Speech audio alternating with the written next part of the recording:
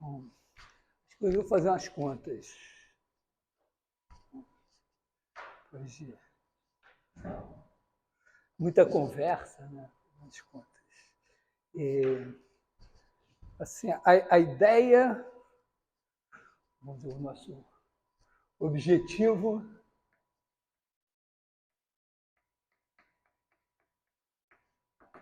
se você pegar o conjunto dos pontos do plano x, y, acho que ax2 mais... Às vezes a gente bota 2b, vou botar aqui, bxy mais cy2 mais bx mais ey mais f igual a 0.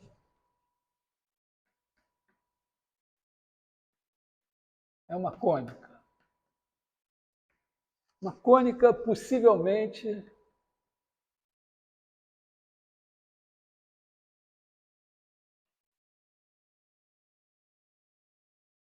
degenerada.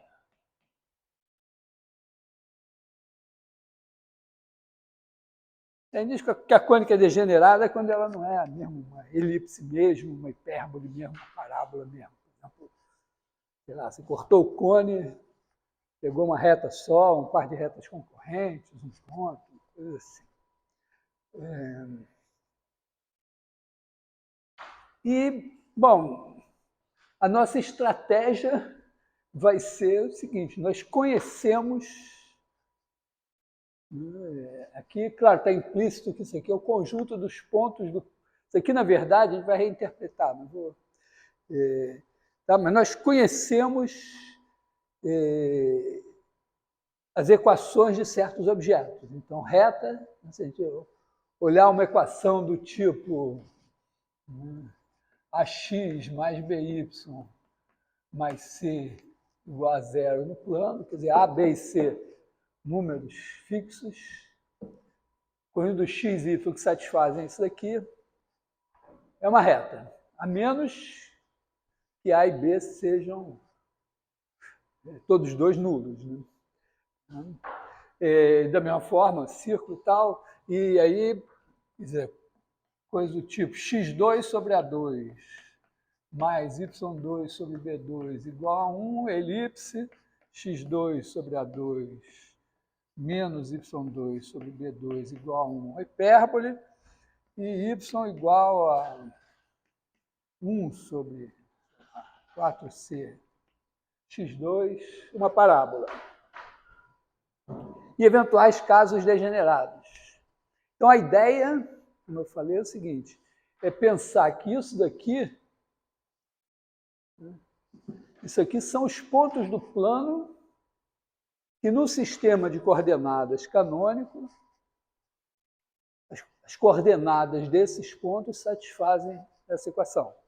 A gente pensa isso não como um subconjunto de R2, uma coisa algébrica, mas como uma coisa geométrica. São pontos do plano.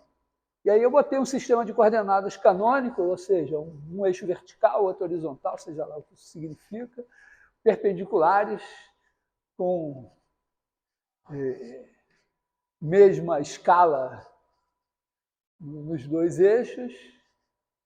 E aí, se eu pegar um conjunto de pares ordenados, quer dizer, um conjunto de pontos cujas coordenadas satisfazem essa equação, uma equação assim, quer dizer, com A, B, C, D, E e F, quaisquer dados, então eu quero mostrar que isso é uma cônica. Então, eu acredito que... você sabe que a gente... Vocês devem ter notado que a nota no Enem, para entrar para matemática aplicada, engenharia matemática, a redação pesa menos que quase todos os outros cursos. Né? Mas a prova de língua pesa mais. A razão é porque a gente começou a ver que o pessoal estava sendo treinado para escrever lorota, mas o mais importante é você ler um texto e interpretar. Não é uma coisa simples. Né? Você ler e entender o que está escrito, ouvir e entender o que o outro falou. Até porque a gente quer muito se enganar. Então, toda vez que o texto é ambíguo, você tende a achar que ele diz aquilo que você quer. Então, acho que uma coisa importante, você vai começar o negócio é entender o que está escrito. Então, isso aqui está, vamos dizer, isso aqui já tem muita matemática envolvida nessa segunda linha aqui.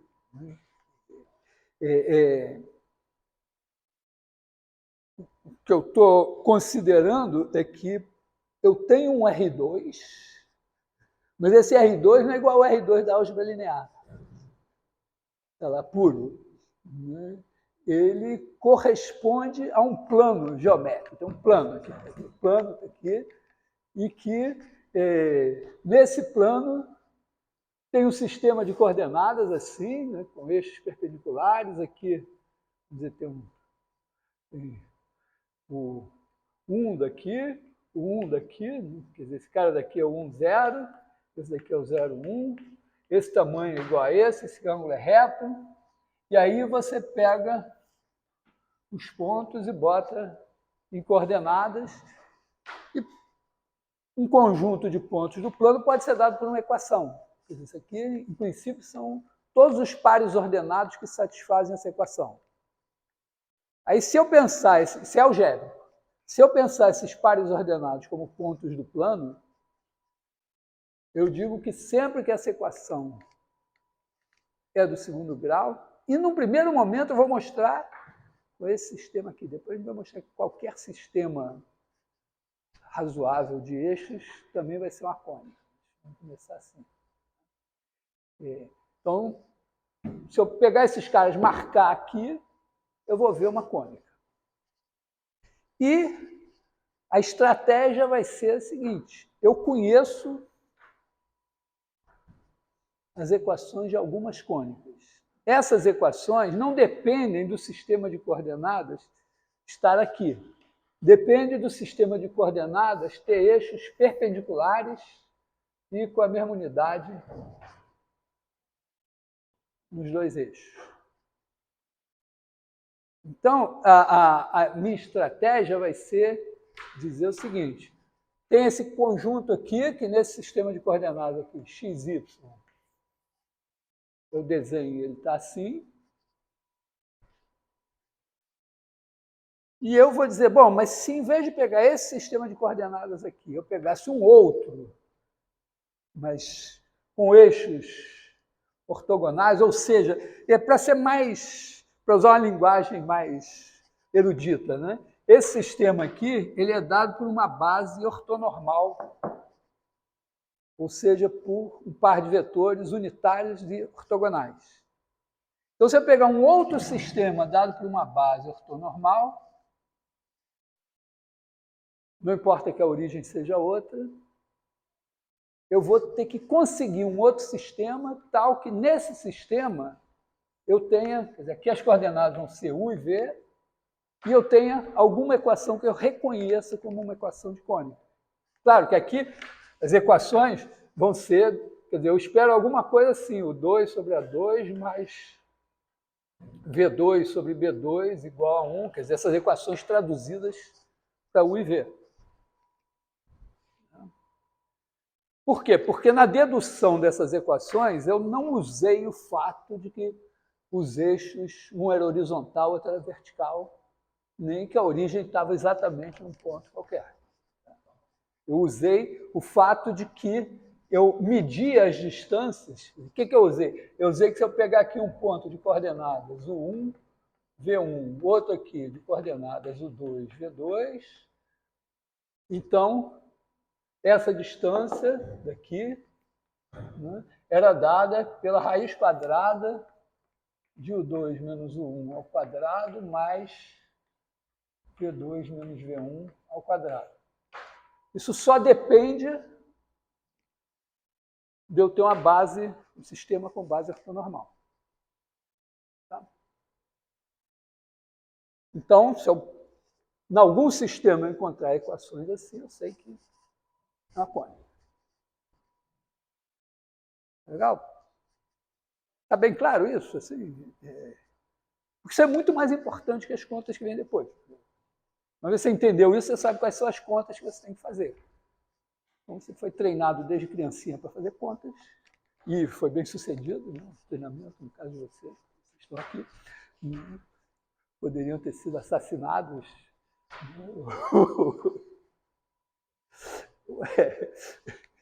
Certo?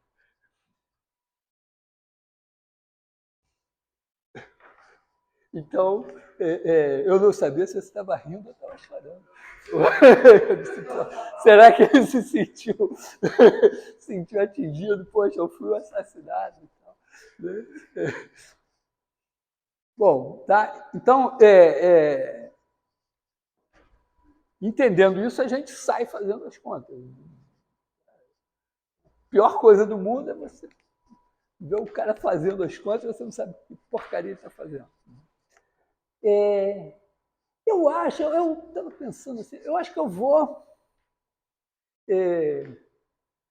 fazer as contas desde o começo, num certo sentido. Né? Na aula passada eu mencionei umas coisas, fiz mais ou menos. Eu acho que eu vou pegar aqui a hipérbole, vou deduzir essa equação, vou gastar um tempo de contas fazendo isso. Né? E depois... Aqui, olha, a estratégia aqui é muito simples e funciona de uma maneira muito fácil. Eu já observei na aula passada que fazer isso aqui corresponde a você rodar os eixos e transladar. Ou transladar e rodar. E eu observei que se eu só transladar, esse termo aqui, o termo em XY, vai virar um termo em UV e não vai desaparecer. Em nenhuma das equações que eu quero tem termo em XY. Então eu quero muito que esse termo em XY desapareça. E ele só vai poder desaparecer, já que a translação não faz isso, minha esperança é que uma rotação faça. Então a minha primeira coisa vai ser a seguinte. Eu tenho aqui meu sistema de coordenadas XY. Ele tem aqui a base E1, E2. Aí eu vou mudar para um sistema cor-de-rosa. Espero que no vídeo saia. Vamos dizer assim, ε1, ε2. Esse ε1 eu posso escrever em coordenadas brancas. Quer dizer, o ε1, ele vamos dizer, se esse ângulo aqui é θ, esse ângulo aqui também é θ, então o ε1 é igual a cosseno θ, seno θ, que é igual a cosseno θ é 1 mais seno θ é 2. E o ε2, ele tem aqui, ó, menos seno θ, cosseno θ. Também se escreve lá da sua maneira. Aí eu pego um ponto aqui, um ponto branco aqui, ele tem coordenadas XY. Mas ele vai ter também coordenadas UV, ele tem dupla nacionalidade. Ou, sei lá, é bissexual. Veste branco, outras vestes rosa. Mas é isso. E esse cara daqui, esse par XY, ele encaixa nessa equação. Se eu jogar aqui, dá zero. Eu quero saber se eu tenho uma... Mas daqui, ó, eu posso tirar uma equação para U e V. Olha só por quê. Porque o UV Isso aqui significa que esse cara daqui é U epsilon 1 mais V epsilon 2. Vou botar aqui em rosa.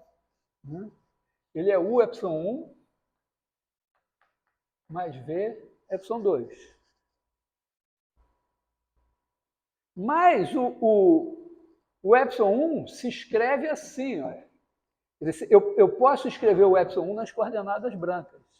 E o epsilon 2 também. Então, isso daqui ó, vai ser U vezes esse cara aqui, ó, cosseno. Vou botar assim para simplificar, né? Cosseno θ seno θ mais V menos seno θ cosseno θ. Tá? Quer dizer, em coordenadas brancas ele é isso. Então, as coordenadas x, y dele são o seguinte, ó, x, y, é eu tirar isso aqui, ó, vai dar U cosseno θ menos V seno θ. U seno θ mais V cosseno θ. Por quê? Porque, vamos dizer, não, peraí, me perdi nessa história aqui. Tá. Então, eu posso dizer assim, ó, ele é U epsilon 1 mais V epsilon 2. Então, ele é o epsilon 1 é isso. Cosseno θ é epsilon 1 mais seno θ, aliás, é 1, mais seno θ é 2. Mais V menos seno θ é 1, mais cosseno θ é 2. U e V são números. Então, isso aqui escreve ele como combinação linear de E1 e E2. Vão ser as coordenadas x, y dele. Porque isso aqui significa, né, que esse cara, para dar alguma neutralidade, eu vou pensar esse cara como um vetor amarelo aqui.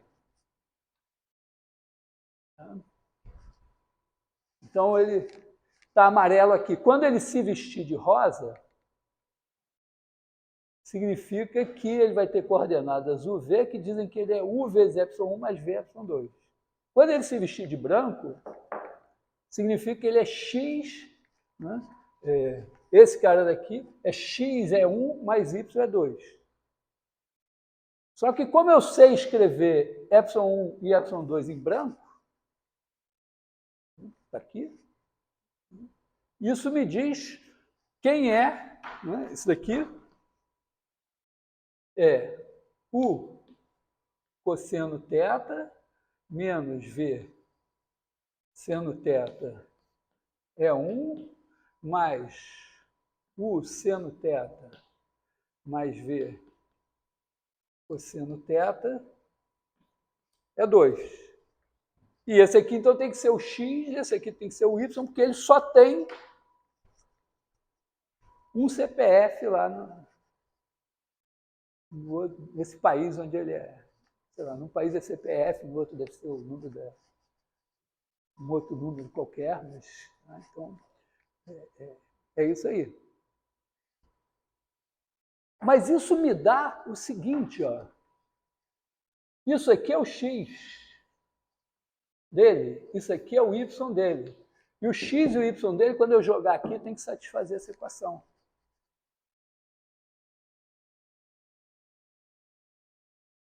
Então, significa o seguinte, se eu pegar todos os pontos que satisfazem essa equação, cada um deles, escrito em coordenadas UV, se eu tiver as coordenadas UV, eu tenho as coordenadas x e y que são dadas assim. Então, eu posso pegar as coordenadas x e y, substituir aqui e tem que dar zero, porque ele está na curva. Entendeu? Mesmo ponto. Então, está na curva, tem que dar zero. Isso vai me dar a equação dele em U e V.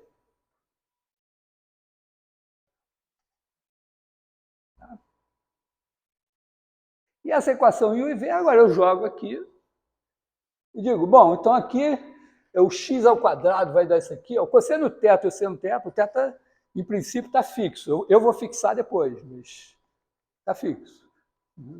Está fixo, mas eu posso escolher qual é o fixo que eu quero. Então, isso aqui vai aparecer coisas aqui em u ao quadrado, v ao quadrado, uv. Tá certo? Não tem como aparecer nada que não seja do segundo grau aqui ou do primeiro grau. Então, eu vou grupar todo esse negócio e vou ver qual é o coeficiente de UV e digo, ah, não, eu quero o θ que faça esse coeficiente ser zero. Então, vou misturar geometria, álgebra, trigonometria e vou dizer, opa, esse é o θ.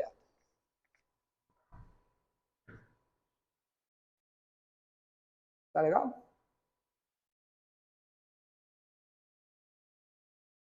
É essa a história.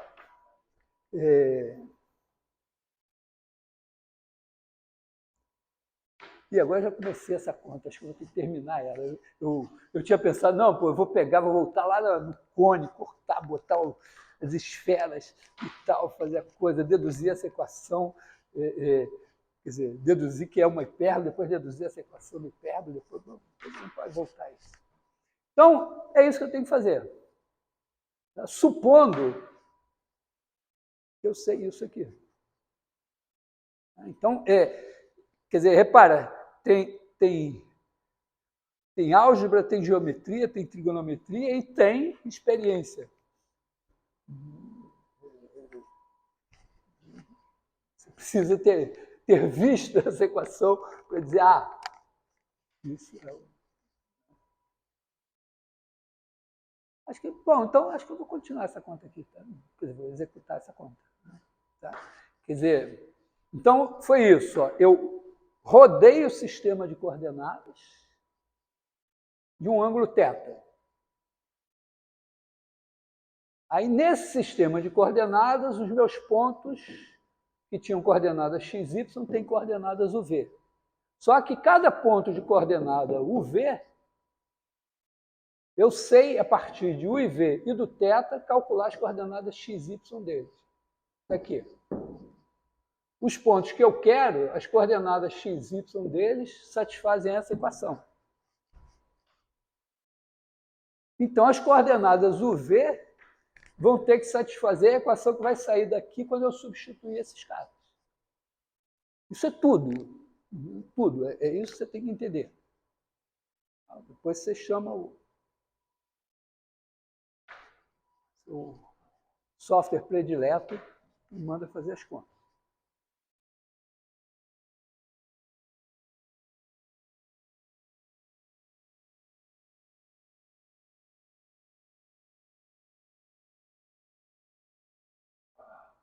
Não, só rodei.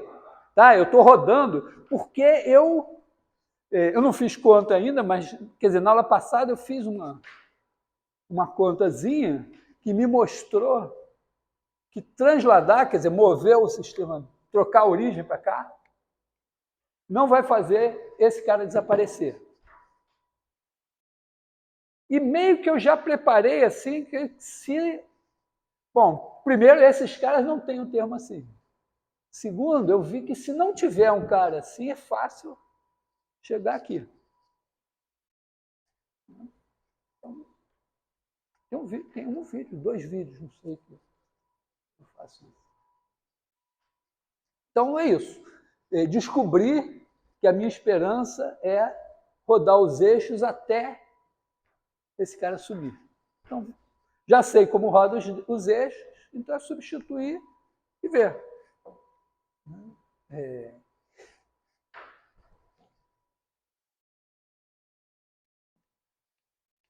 Então, ó, é só isso que eu quero.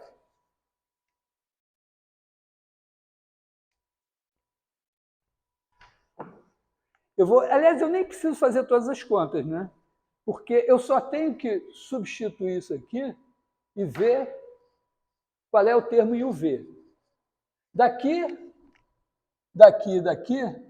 não sai nada em U vezes V, porque quando eu botar D vezes isso daqui, vai ver D, U alguma coisa, D, V alguma coisa, U alguma coisa, E, V alguma coisa, o F não muda nada, então isso aqui não vai fazer nada.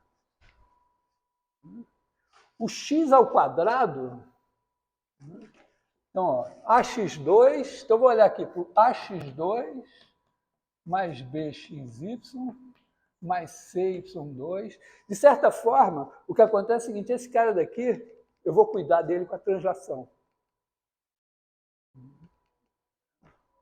Então, eu vou olhar para esse cara daqui, e isso daqui vai ser o quê? Vai ser alguma coisa que tem u ao quadrado, mais alguma coisa que tem v ao quadrado, que eu não quero também, jogo fora, não quero nem saber. E aí eu vou ter vezes menos 2 uv cosseno θ seno θ.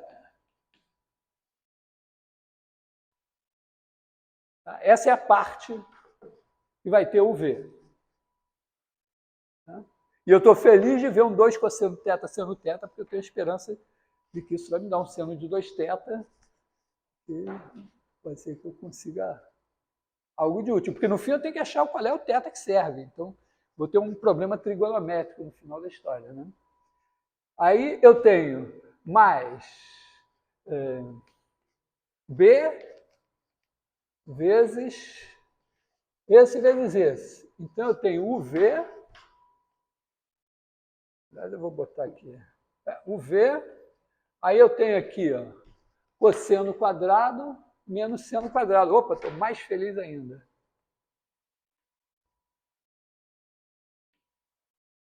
Porque eu também reconheço aqui um cosseno de 2θ e aqui um seno de 2θ. E mais C vezes... Aí eu tenho que fazer y ao quadrado. Então, eu tenho 2uv seno θ cosseno θ.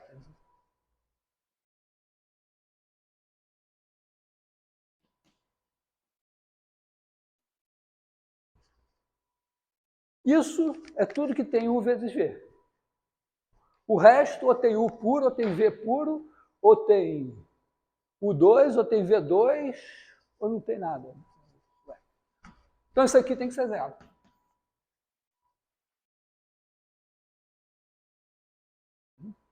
Tem que ser zero para todo UV. Então, repara, isso daqui vai me dar... Né? Quem é o coeficiente de UV? Então, é 2 A menos C, né? A menos C, não, C menos A. C menos A, seno de 2θ, mais B, cosseno de 2θ, igual a zero. Então, tem uma tangente ou uma cotangente de 2θ aí que tem que ser alguma coisa. Nessa história, eu posso supor que o B é diferente de zero. Se o B fosse zero, eu não estava fazendo essa conta. Né? Então, eu posso dividir por B. Então, eu posso escrever B, eu posso escrever cosseno de 2θ dividido por seno de 2θ é igual a A menos C sobre B. É sobre B mesmo?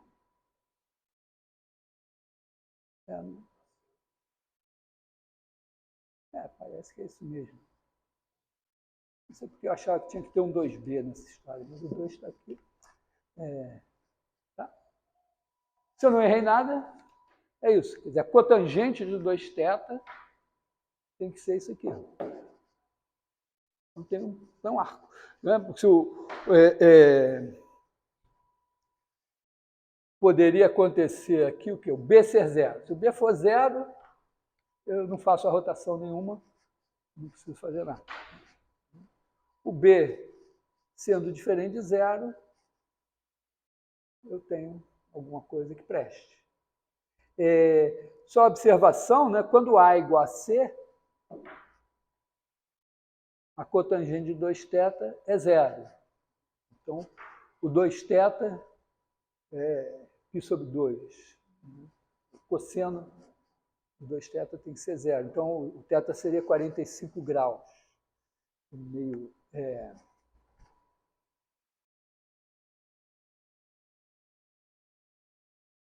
Então, moral da história, né? Então, conclusão, provamos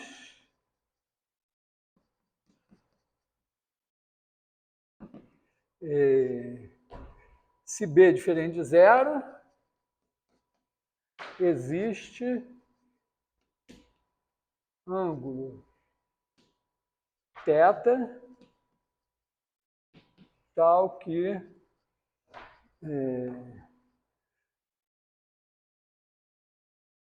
nas coordenadas UV obtidas por rotação de θ dos eixos, a nova nosso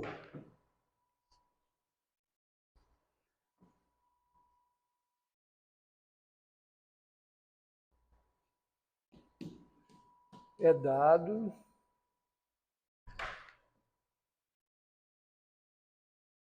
por equação, né, do tipo...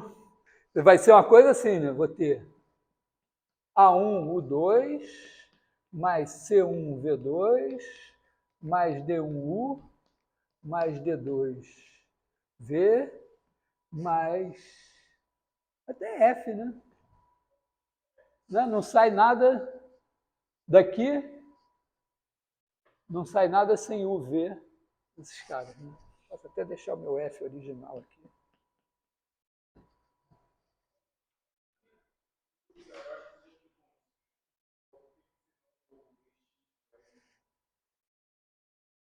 É porque eu vou substituir isso aqui. E aí eu vou catar o termo em UV. Quando eu boto aqui x, que é isso aqui, nesse lugar aqui, sai D cosseno θ U menos D seno θ V. Não tem termo em UV. Não vai contribuir em nada. Mesma coisa, o E vezes esse aqui. Mesma coisa quando eu boto aqui o A. Nesse negócio aqui, quando eu elevo isso ao quadrado, esse ao quadrado não me dá nada, esse ao quadrado não me dá nada, é só 2 vezes esse vezes esse, que está aqui, tem que me dar alguma coisa. Já economizei. Algum dia eu já fiz essa conta, enchendo papel de coisa para depois dizer, não, aqui só interessa isso. Então, como eu estou só tentando passar para vocês o caminho das pedras,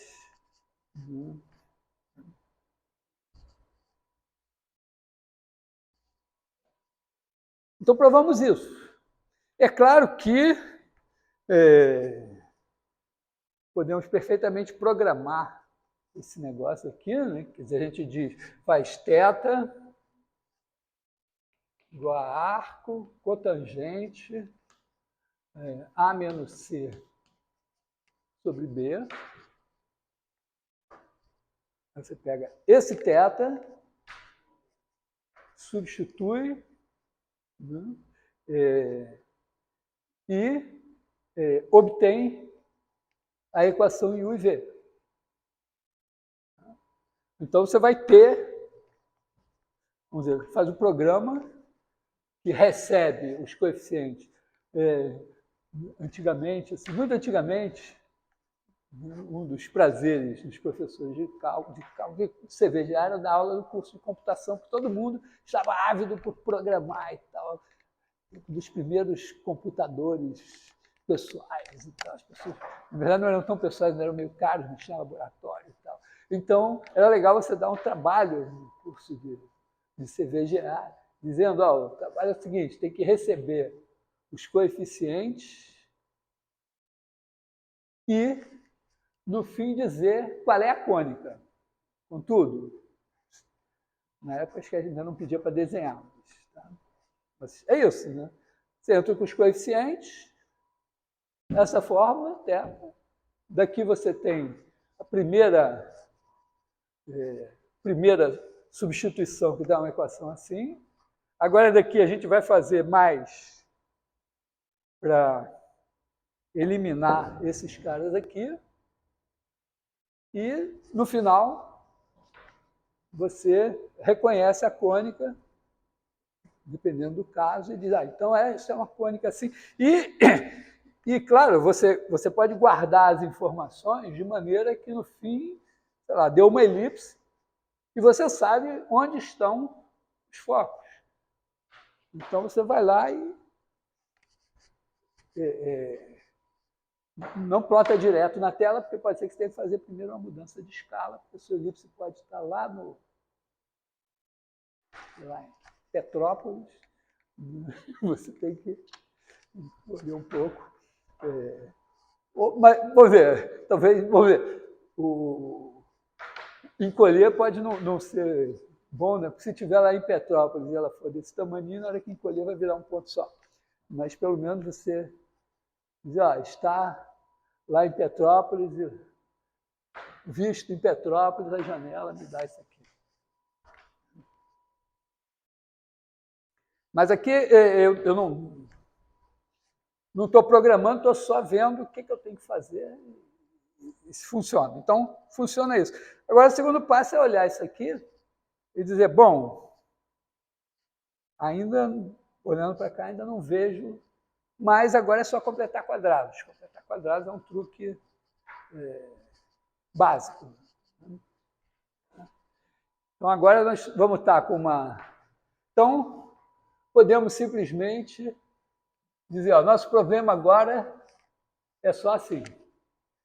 Não vou mudar para coordenadas UV. Vou dizer, meu problema, se chegar com B, eu faço essa transformação, some o B e vira isso. Tá legal? Tá. A coisa mais importante, essa parte aqui é super importante, mas a coisa mais importante é o fato de que a gente está mudando de base, mudando de sistema de coordenadas, e isso está simplificando a nossa equação. Por quê? Porque em problemas que não tem nada de geométrico, mas você está lá em Rn, quando ele é muito grande e tal, você eventualmente tem que dizer, opa, aqui eu posso fazer uma mudança de coordenadas, significa fazer uma mudança de base, de maneira que se eu escrever tudo nessa nova base, as coisas vão ficar mais simples e eu vou conseguir fazer alguma coisa que preste. Pode ser enxergar na escuridão ou obter uma solução. Então, o próximo passo agora é isso aqui. Aqui, essencialmente, a gente tem, vamos ver, caso trivial, A e C são zero. Aí é uma equação de reta, a menos que D e E também sejam zero e F não seja zero. A gente vai supor que, vamos dizer, por hipótese, aqui, essa equação... Vamos fazer uma hipótese assim, essa equação é do segundo grau. Ou se ela não for do segundo grau, a gente já sabe, né? É uma reta, ou, no pior da hipótese, F igual a zero é um conjunto vazio, ou zero igual a zero é tudo. Então, vamos supor, é do segundo grau. Tá? É do segundo grau. Então, um desses dois tem que ser não nulo. Poderiam ser os dois. Como é que deu o termo em A? Bom, sei lá, vamos supor assim, um dos dois é não nulo. Se só um dos dois for não nulo, é uma coisa. Tá? Então, digamos que só um dos dois é não nulo, esse daqui. Então, o que a gente vai fazer? A gente vai pegar esse AX2 com esse DX mais um pedaço do F e vai transformar em alguma coisa. Então, se você tem AX2 mais 2 vezes D sobre 2AX mais D sobre 2A ao quadrado mais EY mais F igual a D2 sobre 4A, tá? Porque aqui, ó, AX2, aqui eu tenho DX, então eu acrescentei esse cara que é D2 sobre 4A. Botei do lado de cá, botei do lado de cá.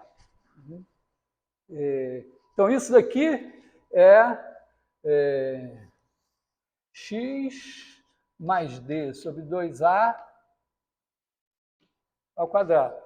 Isso corresponde a você fazer uma translação.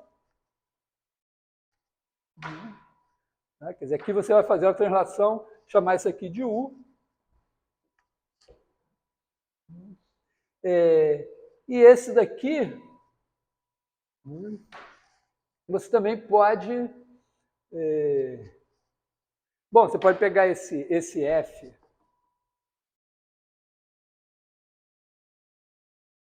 Você pode passar tudo para o lado de lá, né?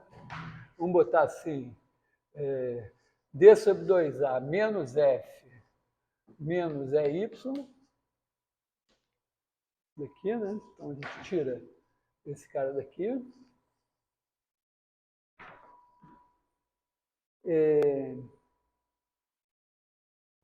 Isso daqui, bom, ainda podemos escrever assim, né, para fazer uma translação direita,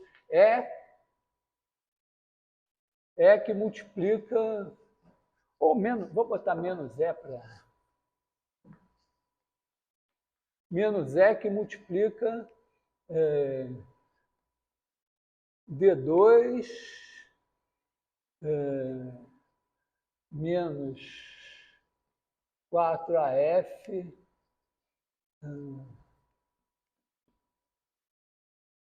sobre E mais Y. Menos D2? Menos D2, então... é menos. Sim, vou ter menos aqui, então aqui eu vou ter que botar mais, né? E aí isso aqui é também uma translação, posso chamar isso aqui de V. Então eu vou ficar com V igual a menos E sobre menos 1 sobre E U ao quadrado. E aí, dependendo de E ser positivo ou negativo, é uma parábola de bunda para cima ou de bunda para baixo.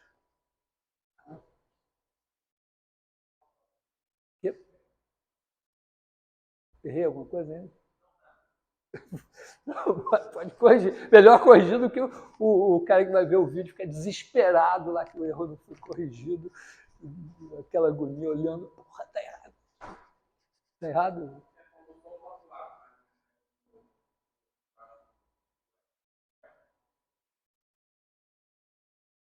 Sim, aqui faltou 4A.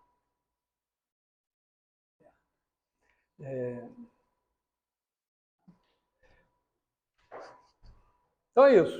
Tá? Então, nesse caso, se não tiver... Claro, se não tivesse esse, se tivesse esse, era a mesma coisa, só que, em vez da parábola estar com a bunda para cima ou bunda para baixo, estaria com a bunda para o leste ou para o oeste, o pôr do sol ou o nascer do sol, sei lá, coisa assim.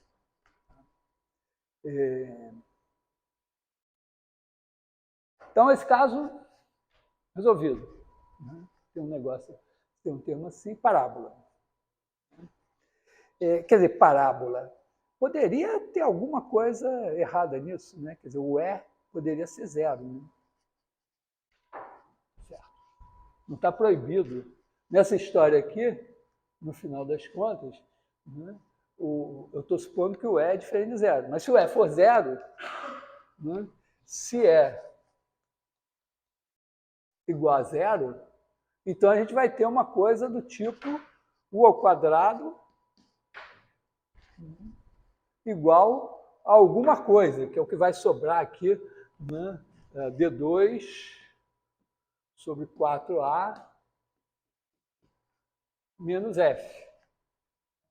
E aí, se esse cara é diferente de zero, então tem duas raízes aqui, u igual a 1 ou igual a... O que significa, ó, u igual a um certo alfa ou u igual a menos alfa. Isso são equações de reta.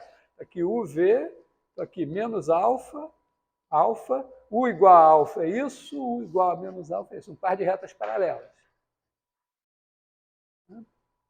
Se esse bicho aqui for zero, u ao quadrado igual a zero é u igual a zero. Então daria uma reta só. Então aqui, nesse caso, na verdade, a gente pode ter parábola, pode ter um par de retas paralelas ou uma reta só. Uma reta só é um caso degenerado, claro, de parábola, né? Você tem o cone aqui. Parábola significa você ter o plano paralelo a uma geratriz. Mas se ele vier paralelo até passar pelo vértice, ele vai tocar o cone em uma geratriz e a interseção vai ser uma reta só. Um par de retas paralelas vai ser difícil tirar de um cone um par de retas paralelas. Mas a gente rouba dizendo que um cilindro circular reto também é um cone com o vértice lá no infinito. Então, um par de retas paralelas passa a ser uma cônica credenciada. Aqui foi, vamos dizer, você vê que é a posteriori, né? É uma interpretação. A álgebra deu isso, então, poxa, vamos encontrar uma explicação geométrica, então tem essa sim. Então esse é esse caso. E agora, o caso em que tem esse bicho aqui, claramente, o que vai acontecer? A gente vai completar quadrados em x, completar quadrados em y, e vai ficar com uma coisa, né?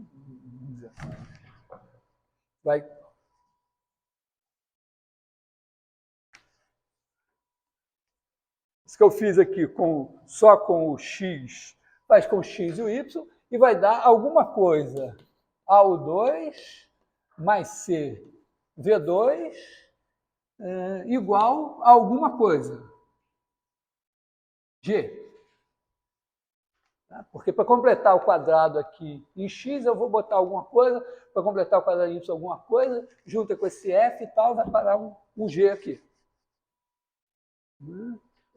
Isso aqui pode ser escrito também assim, né? Eu divido por AC e vou ficar com U2 sobre C mais V2 sobre A igual a G sobre AC, que são supostos não nulos. Ainda não está bom, né? Então eu divido por G sobre AC. Quer dizer, na verdade, eu tinha que ter feito primeiro isso aqui, né? Fazer virar 1, fazer isso antes, né? Eu divido por G, divido por G, divido por G. Então, eu vou ficar com uma coisa, alfa U2 mais beta V2 igual a 1. Também não está muito bom, né? Eu acho que eu tenho que fazer... Não, eu tinha que ter feito isso mesmo, né? Tinha que ter feito isso. Tá, moral da história, na verdade, eu vou dividir de maneira que eu tenha o 2 aqui em cima, V2 aqui em cima e 1 do lado de cá. Então, era isso que eu tinha feito, né? Vai ser o 2 sobre C mais V2 sobre A mais G igual a G sobre AC. Agora eu divido por G sobre AC, então vai dar o 2 sobre AC2 sobre G, mais V2 sobre A2C sobre G, se eu não me engano, né? Igual a 1. Coisa assim. E agora eu tenho que olhar os sinais desses caras aqui. Se os dois forem positivos, isso daqui vai ser um A2, isso aqui vai ser um B2. Se um for positivo e o outro for negativo, eu eventualmente... Claro que a hipérbole eu podia ter feito, em vez de botar x2 sobre A2 menos y2 sobre B2, podia ter feito y2 sobre A2 menos x2 sobre B2, a hipérbole, em vez de estar assim, ela estaria assim. Então, um positivo e um negativo. Pode acontecer dos dois darem negativos. Se os dois forem negativos, aí, infelizmente, é um conjunto vazio. Né? Você vai ter...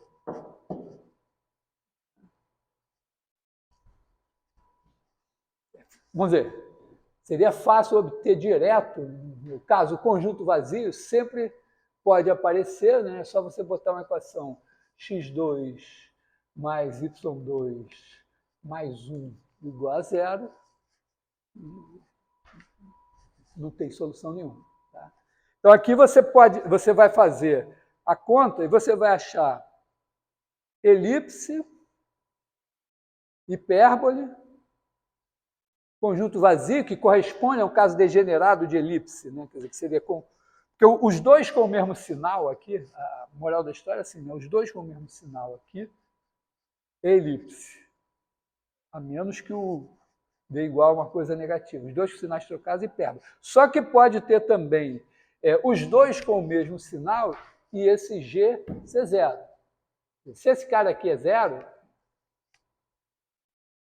e A e C são positivos, a única solução é U igual a zero e V igual a zero.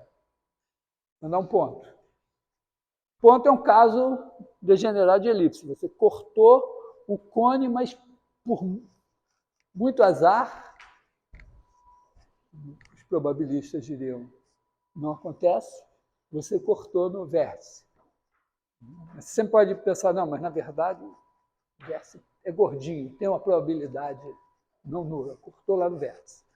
Tá? E aí deu uma elipse. Repara que se você viesse numa situação de hipérbole, em que você seccionaria, né? Hipérbole é uma situação que você tem um plano que secciona.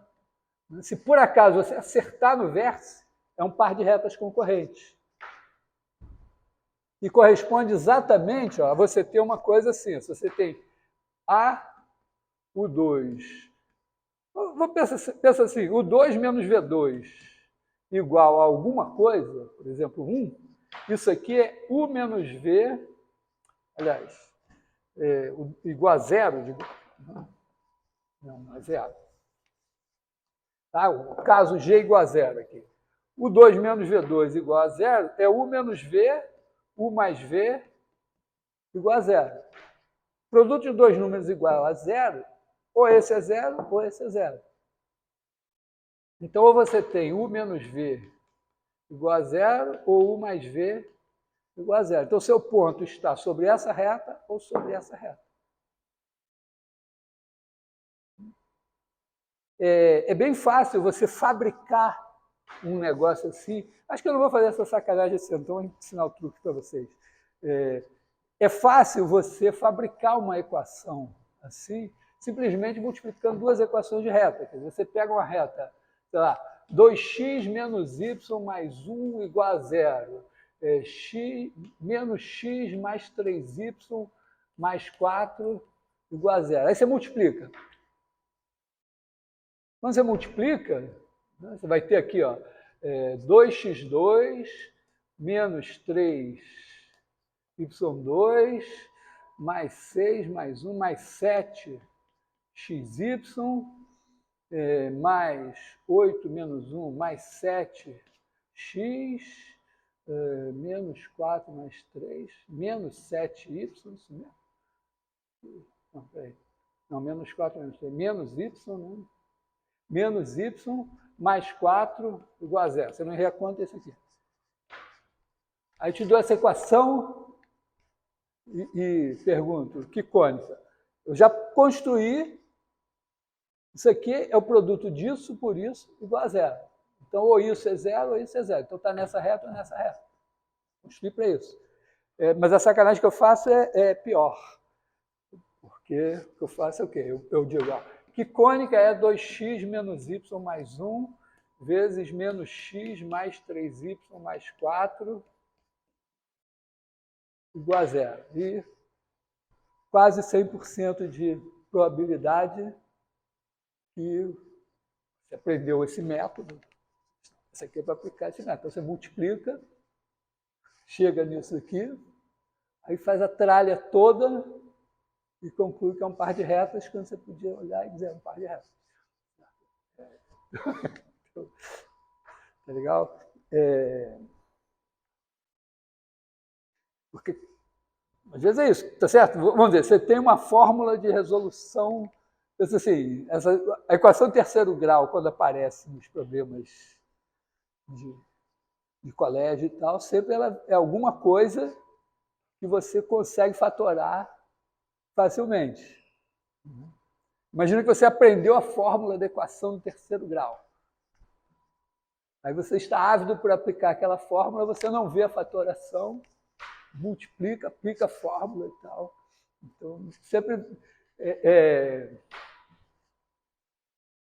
Eu não sei como é que é o estado da arte assim, na inteligência artificial, né? Porque, tipicamente, sei lá, tipicamente, eu sou capaz de ficar meia hora olhando para um problema, 1 dia, 2 dias, para não ter que fazer as contas. Se eu descobrir uma ideia, um físico, geralmente ele olha ali, agora é só fazer as contas, arregaça as mangas, faz conta e tal, e fica todo feliz.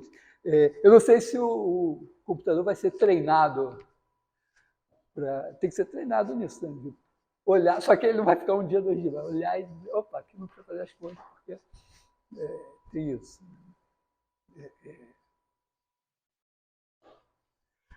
Então, bom, mas, moral da história, nós acabamos de demonstrar um teorema mega poderoso que diz que uma equação de segundo grau sempre dá uma cônica possivelmente degenerada, o que inclui, possivelmente degenerada inclui um par de retas concorrentes, que é esse aqui, né? Um par de retas paralelas, uma reta. Uma reta, vamos dizer, para você obter uma equação de reta, é só você fazer isso aqui ao quadrado igual a zero. E aí você produz uma equação do segundo grau que tem que dá uma reta.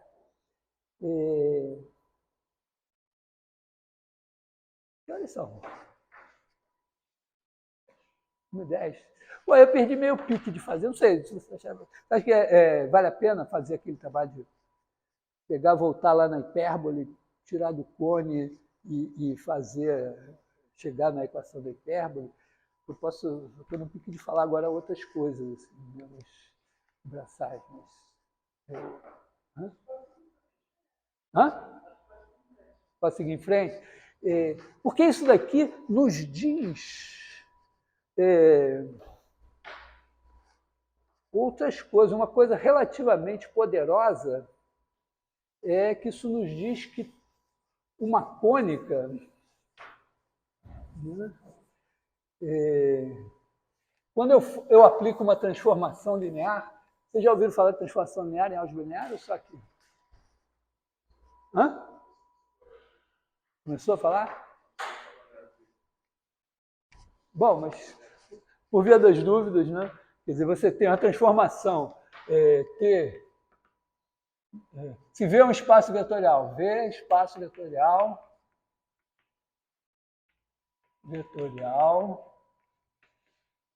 Então, T não, E e F, espaços vetoriais. Então, T de E em F é linear, uma transformação linear, se T de U mais V igual a T de U mais T de V para todos U e V, e 2, T de TU igual a t, t de u para todo t e para todo u.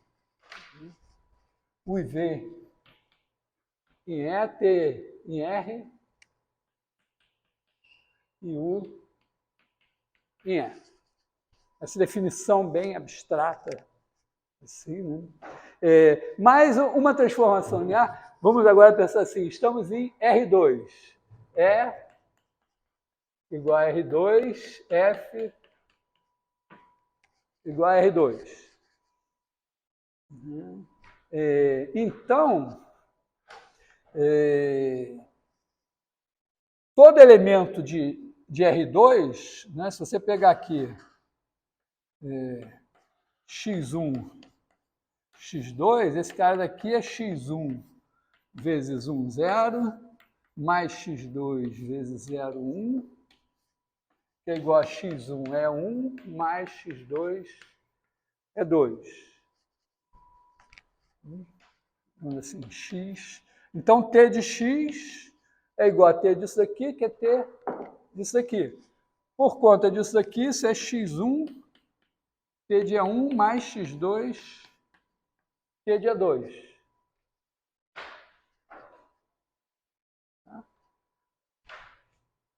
O que me diz que eu conhecerei a transformação linear se eu conhecer esses dois caras. Se fosse um espaço, tivesse uma base com 15 elementos, eu precisaria saber o que a transformação faz com cada um dos elementos, cada um dos 15 elementos da base.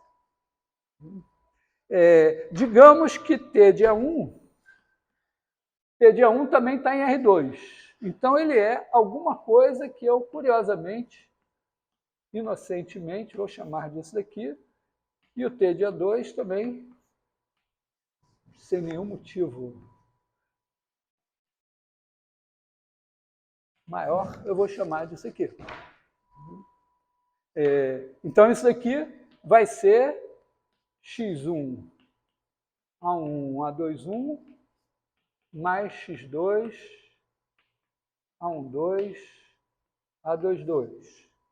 Também conhecido como A1 A2 A1 2 A2 2 x1 x2. O que significa que tem uma figura, né? Quando você faz uma transformação linear, você tem aqui o R2, tem aqui o R2, aí você desenha o R2 aqui assim, quadriculado.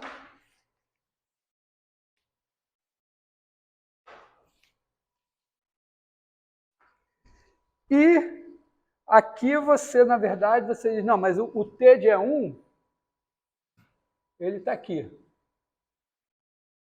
Está aqui. Ele é dado em coordenadas aqui.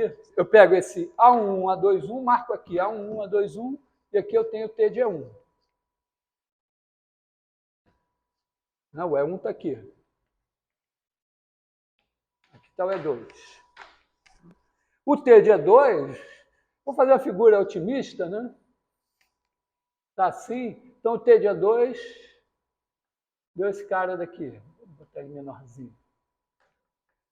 T de A2 aqui assim. Então, quando eu pego aqui, faço um reticulado que, em vez de usar esse quadrado como base, usa esse paralelogramo aqui como base, né?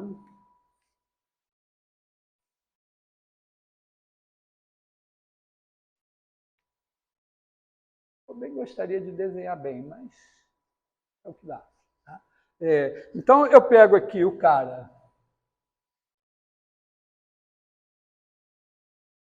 x1, x2, e ele vai me dar aqui as mesmas coordenadas aqui, né? Quer dizer, esse cara daqui, x1 é 1 mais x2 é 2, ele vai virar x1 t de E1 mais x2 t T de A2. É esse cara aqui. Esse é o desenho. Tá legal? Vocês têm isso na cabeça? Acho que alguém que estuda matemática não pode me ver sem ter essa figura de transformação linear na cabeça. Isso aqui mostra várias coisas. Quer dizer, mostra, vamos dizer, que se você está claro disso daqui, né, que se você pega uma figura aqui, ela vai se deformar de uma maneira relativamente uniforme, né, que vai haver uma razão entre a área da imagem e a área da figura original aqui, que é igual à razão entre a área desse paralelogramo aqui e a área desse quadrado aqui, com um sinal que vai ser o determinante. Mesmo que você não saiba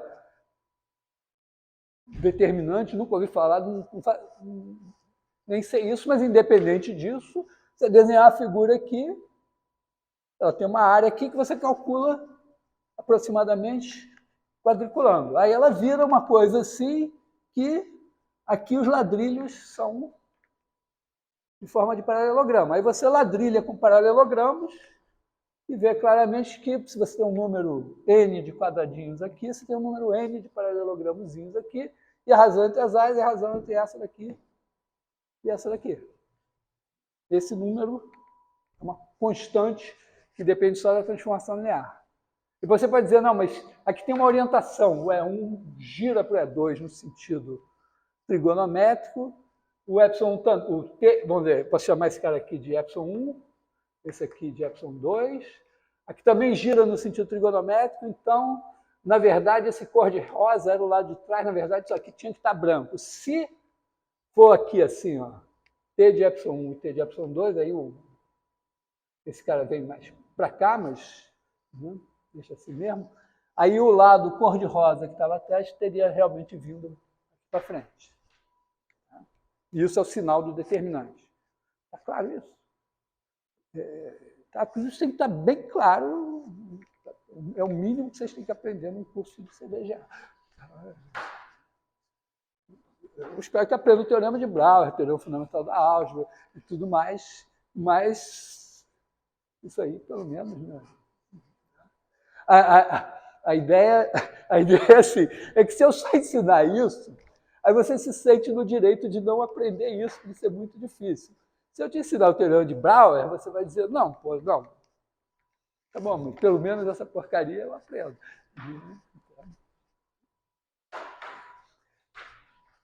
Bom, agora, olha só. Uma transformação assim, ela tem uma inversa.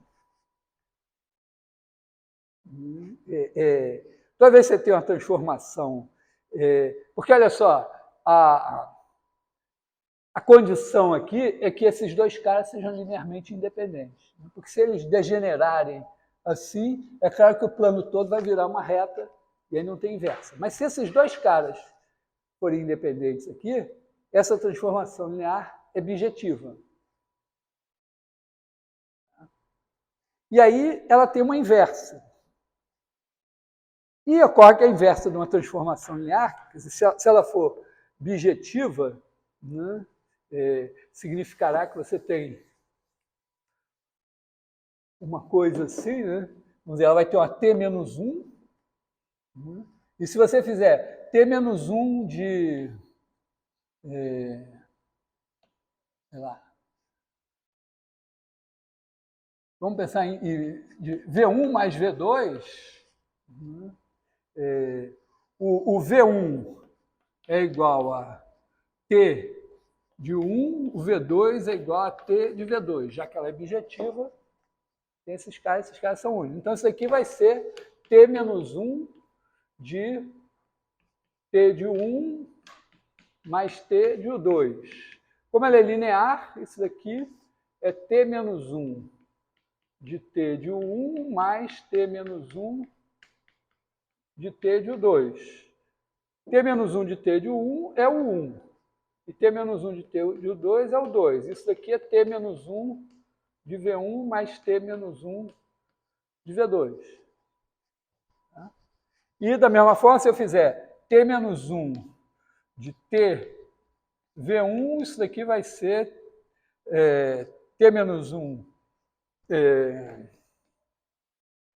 t menos 1 de t de 1, que é igual a t menos 1 de t, como t é linear, t de 1, que é igual a t menos 1 de t de alguém é t, o 1, que é igual a t menos 1 de V1. Essa é a demonstração que se a transformação linear tem inversa, inversa é linear também.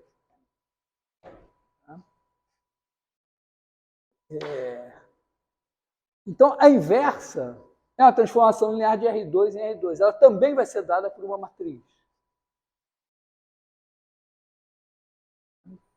Foi rápido? Todo mundo fez álgebra 1, sofreu com essas coisas. Uma das razões de fazer álgebra 1 é porque lá os caras fazem as demonstrações e tal. Enfatizam e você ganha uma certa musculatura. Bom, por que eu estou falando que a inversa da transformação linear é linear? É pelo seguinte, é que, assim como eu fiz no outro caso, imagina que eu tenho aqui uma cônica, tipo, sei lá, alguma coisa assim, né? E ela vai vir para cá e vai virar alguma coisa meio, sei lá, não desenho muito certo, mas tá, alguma coisa assim. Eu digo, pô, eu acho que é uma elipse também. Eu acho que quando eu faço a transformação linear de uma elipse, eu acho que é uma elipse. Mas, sei lá, mas eu poderia fazer o seguinte, olha. Eu poderia dizer, ó, e se eu conseguir escrever a equação dessa curva, escrever uma equação que os pontos dessa curva têm que satisfazer a partir da equação da elipse que eu tenho aqui.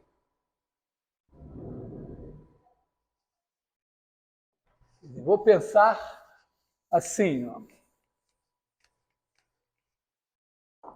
Eu tenho aqui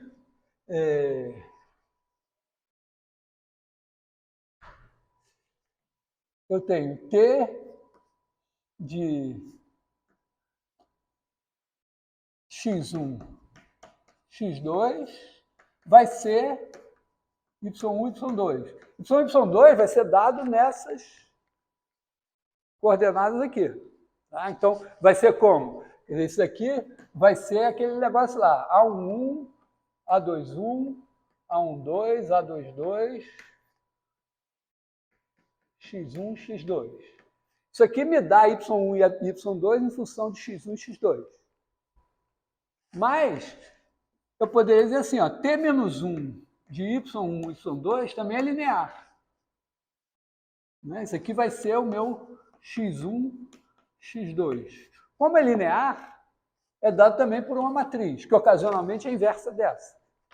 Né? Porque quando eu multiplicar uma pela outra, dá a composta das transformações. Tá? Lembrando assim, multiplicação de matrizes, cada matriz é uma transformação linear. Multiplicação das matrizes é composição das transformações. Então, quando eu componho a transformação com a sua inversa, dá identidade. Então, a matriz dessa com a matriz da inversa, multiplicar tem que dar a matriz de identidade. Mas não é tão importante aqui. Isso aqui vai dar alguma coisa assim.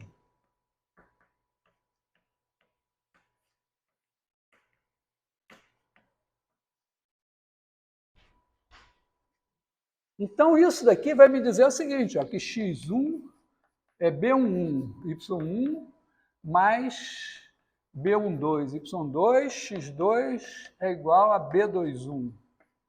Y1 mais B22, Y2, fazendo as contas. Eu digo, caralho, olha só, esse cara daqui satisfaz uma equação de segundo grau. como o x1 é isso, o y1 e o x2 é isso, quando eu substituir isso no lugar de x1, isso no lugar de x2, eu vou ter uma equação de segundo grau em y1, y2. Tá? Eu tenho, né? Esse cara daqui, ó, satisfaz alguma coisa do tipo ax1 ao quadrado mais bx1 x2 mais c x2 ao quadrado mais d x1 ao quadrado mais e x2 ao quadrado mais f igual a zero. Aí eu pego, onde tem x1, substituo esse cara daqui. Onde tem x2, eu substituo esse cara daqui. Esse aqui ainda bifurca para cá, bifurca para cá. Esse daqui ainda bifurca para cá e para cá. E aí vai dar uma coisa do segundo grau, y, y2. Então, quando eu aplico uma transformação linear no plano, todas as cônicas que tiverem aqui vão virar cônicas do lado de cá, porque vão ser dadas por equações de segundo grau. Transformação linear bijetiva. Tá? Porque, por exemplo, uma transformação linear que chapa, você claramente, ó, você pode ter assim uma hipérbole que está aqui, aí você chapa isso tudo aqui. Vai virar assim, essa hipérbole vai se projetar, vai virar esse par de semirretas, que é uma hipérbole degenerada num outro sentido. Não é. Mas então, toda cônica, transformação linear bijetiva, pega a cônica e transforma em cônica. Será que leva elipse e elipse? Poderia levar uma elipse numa hipérbole?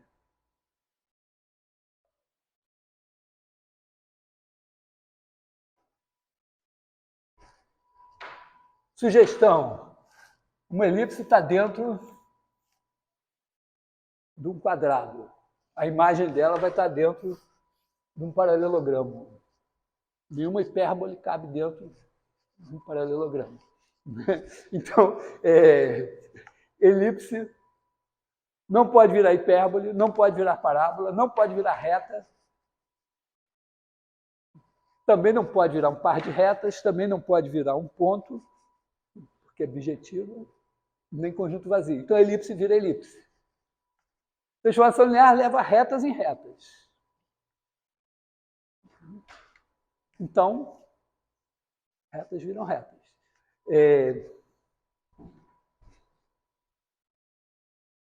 Hipérbole não pode virar parábola? Pode virar parábola? Na verdade, não pode pelo seguinte, hipérbole tem dois pedaços.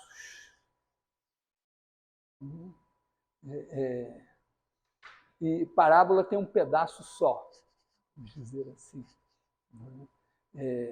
Então, sempre você pode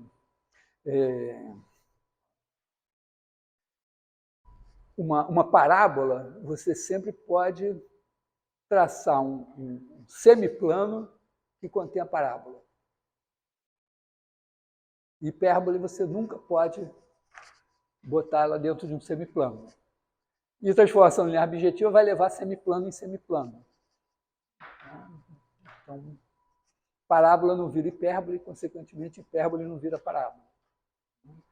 E como reta vira reta, como é bijetiva, as cônicas de cá viram cônicas de cá e as cônicas de cá viram cônicas de cá pela inversa. Então, as retas que estão aqui têm que ter vindo de retas de cá. Então, nada que não seja reta pode virar reta. Então, na verdade, transformação linear leva cônicas em cônicas da mesma espécie.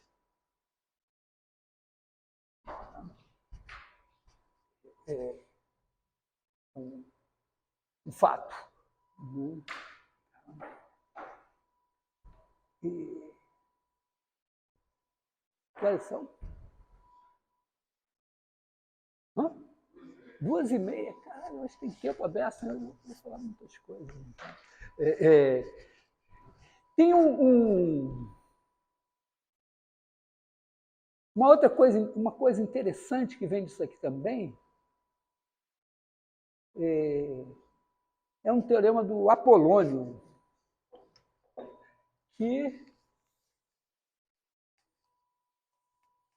visto O Apolônio teve uma sacada assim, tem que respeitar. Eu vou fazer trivialmente uma coisa que o Apolônio aparentemente fez com dificuldade, mas ele teve a ideia de definir o que é o diâmetro de uma cônica.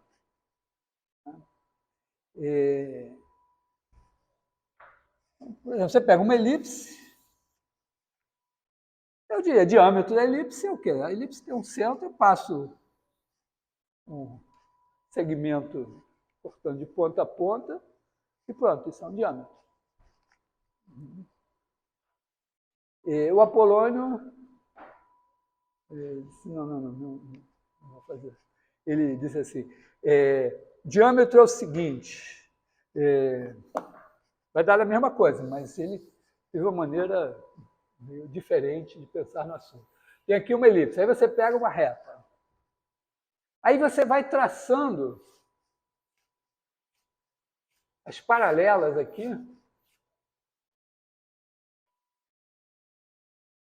E aí cada uma corta a elipse num segmento.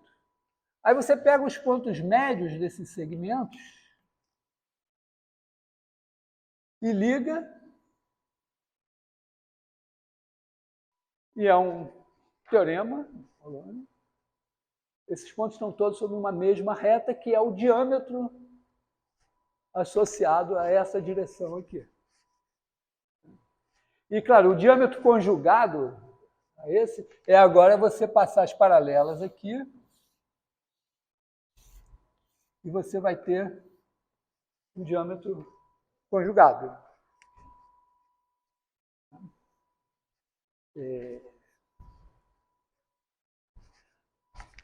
E, ainda por cima, ele disse o seguinte, se você pegar uma elipse e pegar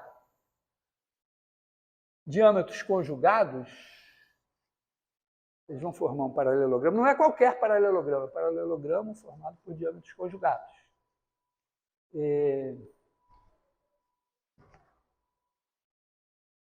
Se qualquer paralelogramo será... Acho que não, né? Ele disse assim, esse paralelogramo tem uma área que não depende da direção que você escolheu. Quer dizer, se você pegar uma outra direção, fizer um diâmetro, depois pegar o diâmetro conjugado, traçar o paralelogramo, a área é sempre a mesma.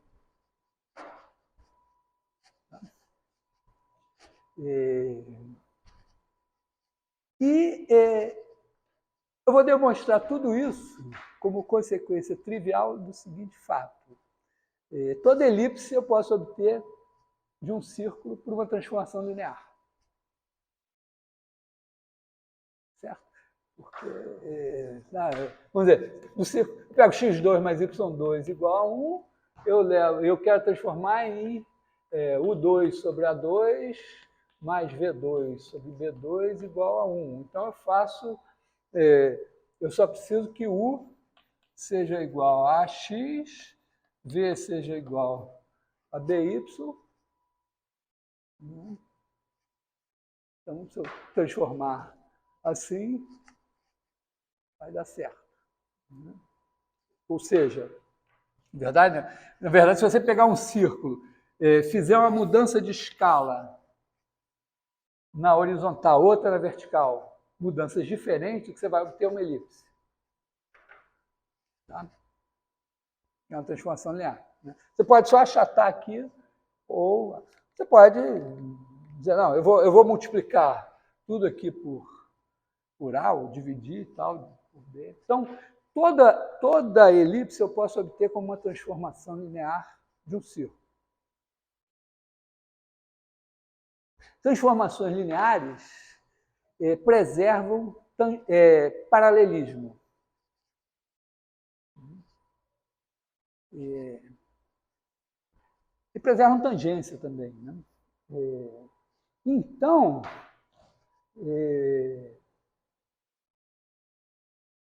imagina a minha elipse lá. Aí eu venho com essa direção aqui. A minha elipse veio de um círculo que está aqui por uma transformação linear. Então, tem uma transformação linear aqui, ida e volta, t menos 1, né? Transformou o círculo na elipse, a elipse no círculo. Então, essa transformação linear trouxe essa reta de alguma reta que estava aqui. Então, aqui eu tenho a reta R, e aqui eu tenho R'. R é igual a T de R'. Aí eu pego as paralelas a R, né? Essa R aqui ela é dada por um vetor aqui, que é um vetor aqui assim, a direção dela é dada, né? Então, as paralelas todas são dadas por esse vetor aqui, que é a imagem desse vetor aqui. Então, as paralelas aqui vieram das paralelas a essa aqui.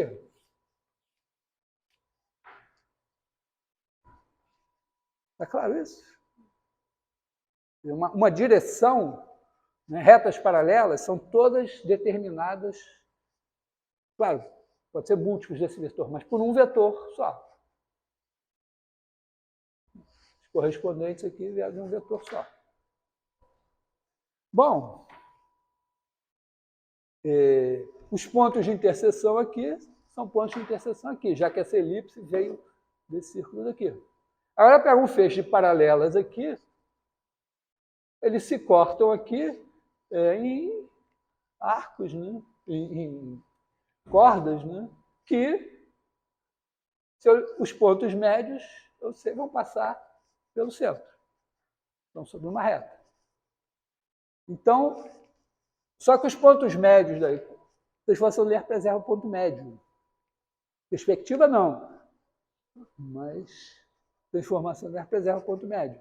Então, os pontos médios daqui vieram dos pontos médios daqui, que estão sobre uma reta, a transformação leva a reta em reta, essa reta virou essa reta.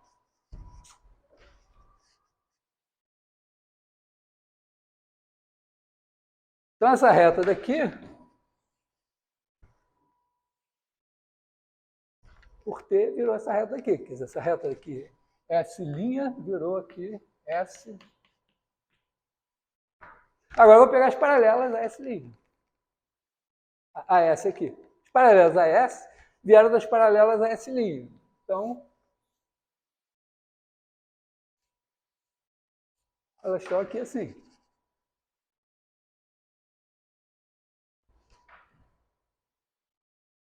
Portanto, esse paralelogramo veio deste paralelogramo aqui, que ocasionalmente é um quadrado. E todos os quadrados, todo paralelogramo construído a partir de âmbitos conjugados vem de um quadrado aqui. Todos os quadrados têm a mesma área, e a transformação linear leva figuras de mesma área em figuras de mesma área. Então, todos aqui têm a mesma área.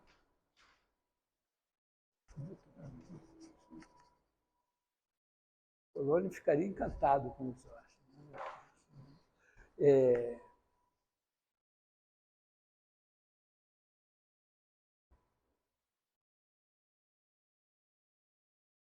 Então, isso aqui é um teorema de Apolônio. Acho que o Newton... Eu nunca tinha ouvido falar desse teorema, até que um colega... tem um curso de modelagem matemática no Rio da Matemática Aplicada, que já andou em tantas mãos, cada um deu o curso que quis.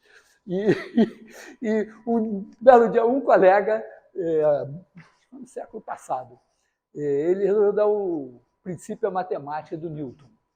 E aí ele disse que a certa altura o Newton usava esse teorema. Ele contou, disse, sei essa demonstração. Claro. Né?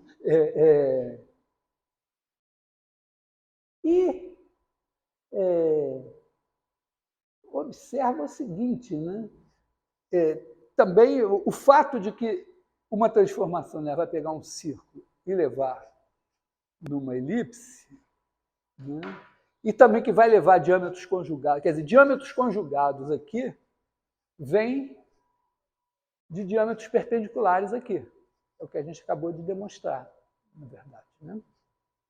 Então, olha só que interessante. Imagina, olha para essa transformação T aqui. Tipicamente, ela pega né, o que a gente sabe é que ela faz assim, né, pega o sistema de coordenadas aqui, assim, e transforma num sistema de coordenadas assim, torto. Mas ocorre que isso aqui é uma elipse. Então, essa elipse aqui, ela tem, né, em algum lugar, um diâmetro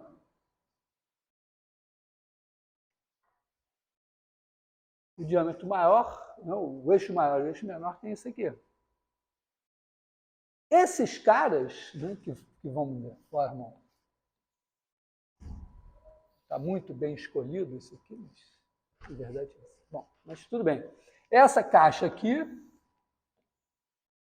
pelo que a gente acabou de ver, ela veio de algum quadrado. Então, em algum lugar aqui, tem que ter um quadrado que se transformou nessa caixa. Esse quadrado, esse ponto aqui e esse ponto aqui, né, tem, vamos dizer, um vetor V1, um vetor V2 aqui, que de alguma maneira um deles se transformou. Não sei se a transformação preservou, vamos supor que ela não preservou a orientação, mas tá, V1, V2, então se transformou aqui. Um se transformou num U1 aqui e outro num U2 aqui. Isso significa que se eu escolhesse esse sistema de coordenadas aqui, eu iria parar nesse sistema de coordenadas aqui. Que não entortaria, entendeu? Ele tem uma mudança de escala. Quer dizer, aqui, esse cara daqui, o 1 é igual a... vamos dizer, na verdade, aqui, vou ser mais... Eu vou, na verdade, pegar o 1, assim, unitário, e o 2 unitário. O 1, o 2. Aí, esse V1, ele veio parar aqui em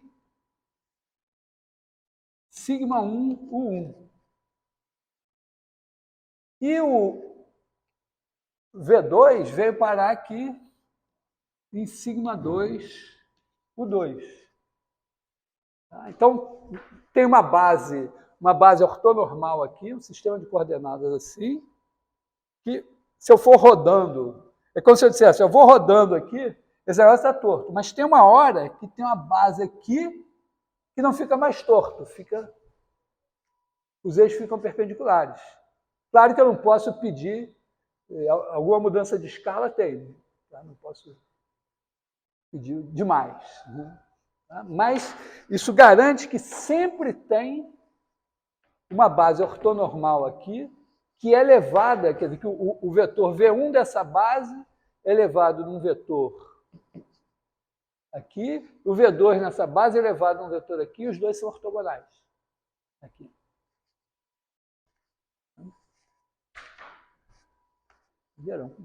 Vamos dizer, um subproduto dessa história. Isso se chama decomposição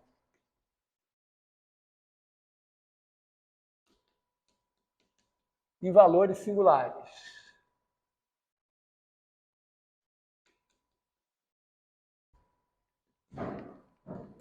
Significa que se você tem T, na verdade ela vale em Rn. Tá? Quer dizer, em espaços, vamos deixar assim, no momento isso, T de R2 em R2, bijetiva. Então existe bases ortonormais. U1, U2 e V1, V2, tais e sigma 1. Na verdade, aqui eu deveria ter... Na verdade, eu posso escolher o sigma... Eu posso chamar esse de U1, esse de U2, de maneira que o sigma 1 seja maior que o sigma 2. Tá? É mais tradicional ordenar esses caras aqui de maneira que o que é elevado no maior é o primeiro, o que é elevado no menor é o segundo. Vou escrever isso assim. E sigma 1 maior que sigma 2, maior que 0, tais que T de V1 igual a sigma 1 U1 e T de V2 igual a sigma 2 U2. Esse teorema, na verdade, não é particular de R2. Ele, na verdade, tem uma versão para transformações lineares de Rn em Rm, com Nm diferentes, mas que basicamente se reduz ao caso em que é uma transformação de Rn em Rn bijetiva, e que aí isso vale com N vetores e tal. E tem uma demonstração bonitinha, vamos ver. Que é mais ou menos essa aqui. Eu vou fazer outras 2, 3, 4, 5 demonstrações desse negócio. Não, é porque eu escolho. Entendeu? Eu posso pegar e dizer, não, esse cara daqui eu vou chamar de V1, esse daqui eu vou chamar de V2, tá? E aí o V1, aliás, besteira, né? Mas esse daqui eu vou chamar de U1, tá? O sigma dele é maior, vou chamar esse aqui de U1, esse daqui, sigma 1, U1. Esse aqui, sigma 2, U2, esse aqui vai se chamar U2. A gente simplesmente diz, não, tá, como eu posso nomear os caras como eu quiser, eu tenho 2 vetores aqui unitários ortogonais. Um elevado em um múltiplo de um, outro elevado em um múltiplo de outro. Aí o que for o múltiplo maior, eu chamo de 1, o menor de 2. E eu sempre posso escolher esses caras de maneira que o sigma 1 e o sigma 2 sejam positivos, porque eu pego simplesmente, né, o V1, ele vai em alguém aqui. Aí eu chamo de U unitário desse alguém. O V2 vai em alguém aqui. Eu chamo de U2 unitário desse cara aqui. Não, o importante é só isso. É essa ideia, que eu tenho uma base... Eu vou andando com as coordenadas, tem um sistema de coordenadas com eixos ortogonais, tal que os eixos ortogonais são levados em eixos ortogonais aqui. Essa demonstração está baseada no fato de que cônica é elevada em cônica da mesma espécie. Então, círculo é elevado em elipse, e que elipse tem um par de eixos conjugados que são ortogonais, e que, portanto, vem de um par de eixos conjugados ortogonais aqui.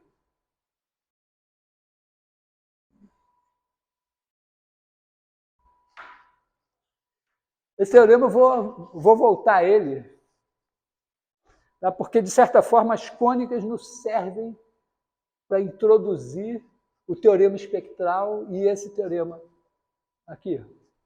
E talvez o Paulo não tenha tempo, porque ele tem que fazer mais serviço sujo, pesado, com as matrizes e com as coisas todas. Não posso ficar fazendo coisas bonitinhas aqui. Que horas são? Hã? Cara, ainda tem 10 minutos. Você vai falar o teorema em RN. É porque tem outras... Essa maneira aqui, de certa forma, eu já estou... Porque esse teorema, o teorema pesado que a gente fez, né, foi dizer que eu posso rodar os eixos, né, de maneira que eu veja que toda a equação do segundo grau dá uma cônica. Foi esse que eu usei. Né? Ele que me permitiu dizer que a imagem de uma elipse por uma transformação linear era uma elipse. Não estou usando esse teorema, que é um teorema relativamente pesado, que equivale, é o teorema espectral em dimensão 2, para demonstrar isso aqui. Uhum.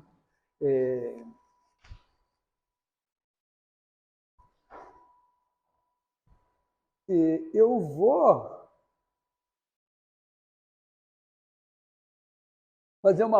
usar uma outra ideia.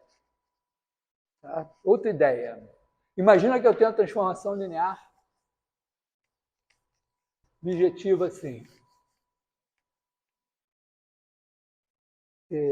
Só que eu não sei se a imagem do círculo é uma elipse, não sei nada de elipse. Não sei nada. Então, eu tenho a transformação. Então, está aqui o meu R2, eu vou desenhar assim. Está aqui o meu R2.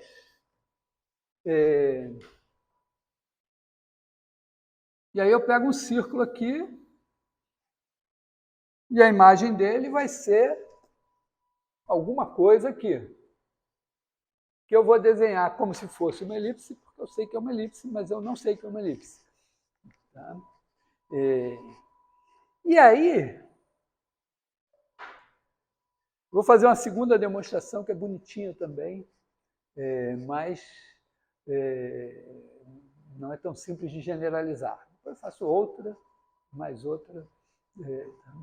Então, eu vou fazer o seguinte, ó, eu estou pensando nessa ideia, inclusive eu tem em algum lugar um videozinho que eu fiz que é só a figurinha. Você pode fazer isso, né? Você pode pegar uma base ortonormal aqui, que começa E1, E2, e vai rodando essa base até ela virar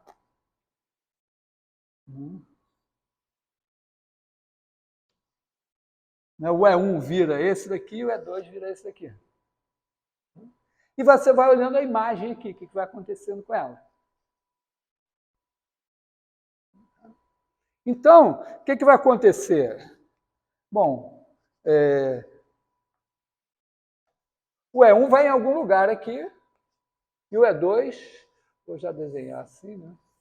E o E2 vai em algum lugar aqui.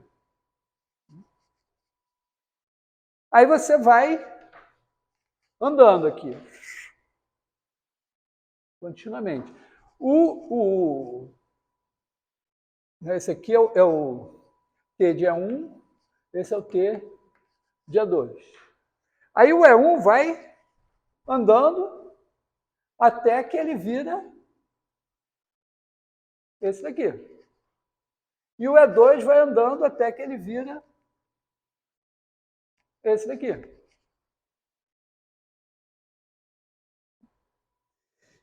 Nesse caso muito particular de R2, eu tenho como saber se, na verdade, então, eu faço o ângulo θ variar de 0 a π sobre 2. E para cada θ eu tenho um ε1 de θ e um ε2 de θ, que até eu tenho a fórmula, cosseno θ, seno θ, não sei o que. Só para, vamos dizer, quem quiser ver se é contínuo mesmo. Então, o ε1 de θ vem aqui no T de ε1 de θ, o ε2 de θ vem aqui em algum lugar, digamos assim. Uma certa dificuldade, mas vamos dizer assim. T de ε2 de θ. E eu quero o quê? Eu quero... Esses caras são sempre perpendiculares aqui. Eu quero que os dois aqui, em algum momento, fiquem perpendiculares. Vou fazendo o desenhozinho. Agora, olha o que nós estamos vendo aqui, claramente. No θ zero, eu tenho esses dois caras amarelos e o ângulo entre eles é agudo. Mas se o ângulo entre eles é agudo, o ângulo dos azuis é obtuso. Porque esse cara daqui vai virar o menos ele. Aliás, esse cara vai virar, o E1 vai virar o E2 no fim. E o E2 vai virar menos E1. O ângulo entre esses dois e o ângulo entre esses dois, se esse ângulo é agudo, esse é obtuso. Se esse é obtuso, esse é agudo. Quer dizer, se eu olhar para o produto escalar, ó, chama de f de θ igual ao produto escalar t de ε1 de θ, t de ε2 de θ. Então, o que acontece? Ó? F de 0 é igual a t de E1, t de E2. E o F de π sobre 2 é igual a t de E2, t de menos E1, que é menos esse. Se um é positivo, outro é negativo e vice-versa. Isso varia. Essa F é contínua. Porque T tem númerozinhos lá, matriz de T. O epsilon, ε2 é cosseno θ, seno θ, outro é menos seno θ, cosseno θ, tudo é contínuo. Isso aqui é contínuo. Começou positivo, termina negativo. Começou negativo, termina positivo. Então, no meio, tem que ser anulado. Teorema do valor intermediário. Logo, pelo teorema do valor intermediário, existe θ tal que f de θ igual a zero. Ou seja, existe uma base aqui, ortonormal, cuja imagem é dada por vetores ortogonais.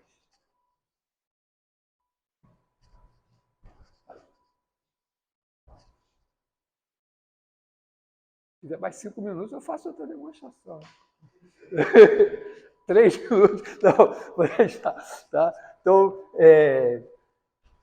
a primeira demonstração eu usei um teorema meio pesado que eu demonstrei para cônicas. Essa segunda, eu nem sei se isso é uma elipse ou não é.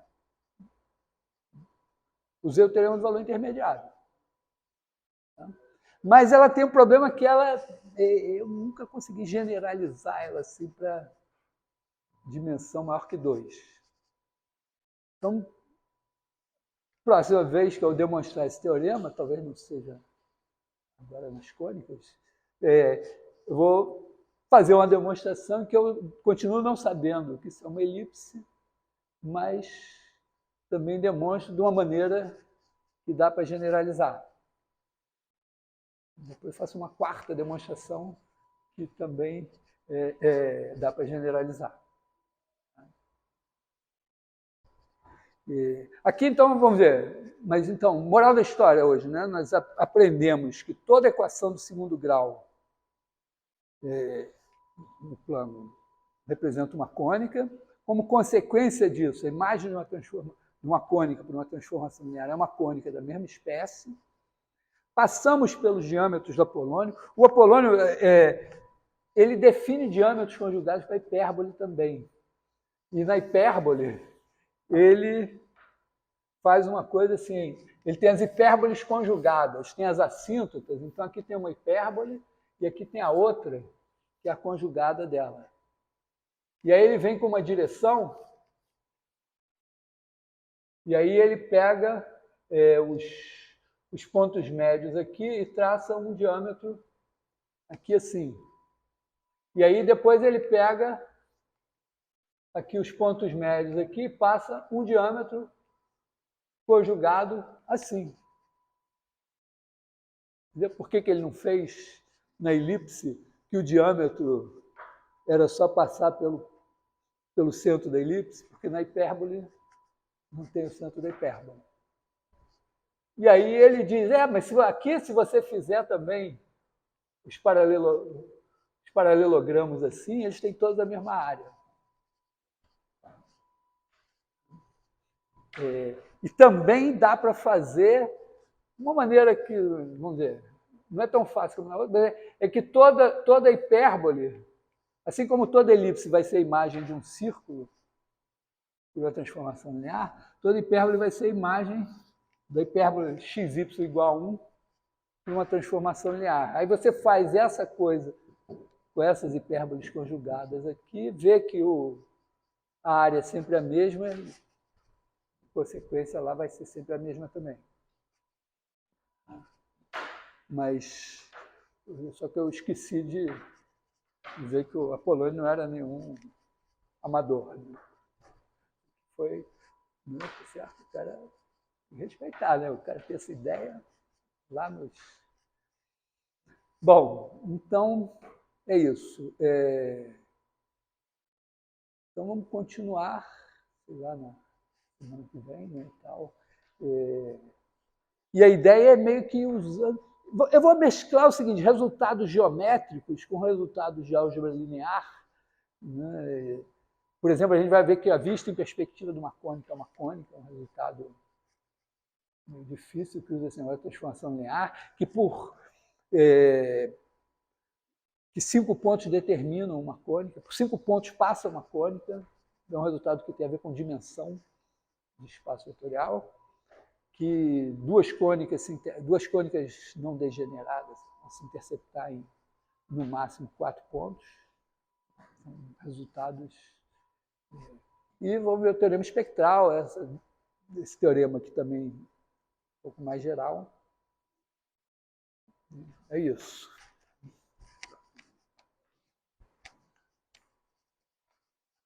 Eu acabei me divertindo mais do que se eu tivesse feito as contas.